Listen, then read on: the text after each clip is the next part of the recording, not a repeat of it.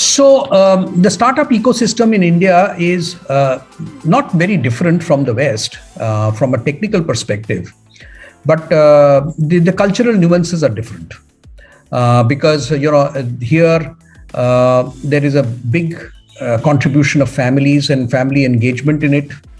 There is no social security behind any of these people. So if a startup fails, the entrepreneurs who will fail as a consequence of that, there is going to be a kind of a domino effect on many of them and their families who have great expectations from them, because some of them are very bright students and families would have invested time and money and effort to educate them in the best of institutions. So to that extent, the startup ecosystem here is socially a little vulnerable. But in terms of purely the drive and the passion, I think there is no difference. Of course, some of the other countries, Western countries, which probably have better affordability, they can be far more supportive of entrepreneurs as well. But I must rank India as pretty high on the list of entrepreneurialism, particularly from a startup perspective.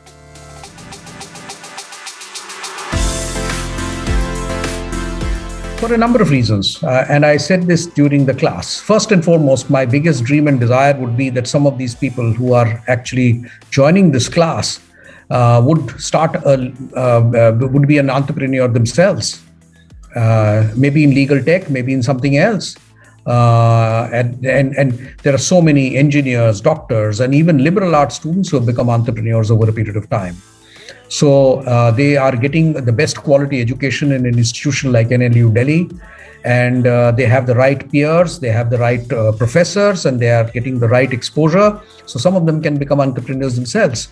Having said that, even if they are not, I don't think any of these youngsters will be in their careers escaping the opportunity to work with entrepreneurs and startups. Whether as a general counsel there, or whether as a legal advisor, or whether as an advocate, presenting their case, or some of them might even turn out to be activists and social scientists. So therefore, startup is going to be staring them in their face, whether they like it or not. And therefore, this course is very important to expose them to that.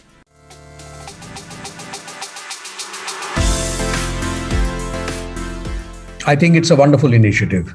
All of us as professionals have a responsibility, moral responsibility, and a professional responsibility to give back our experience to our colleagues who come up at later stages of life. In the case of other professional institutions, there is a formal institution that enables them to do so. Say, for example, the Institute of Chartered Accountants of India or the company secretaries. But in this profession, since that is not there, where do you create a bank of knowledge management in order to train the youngsters who are coming into the profession?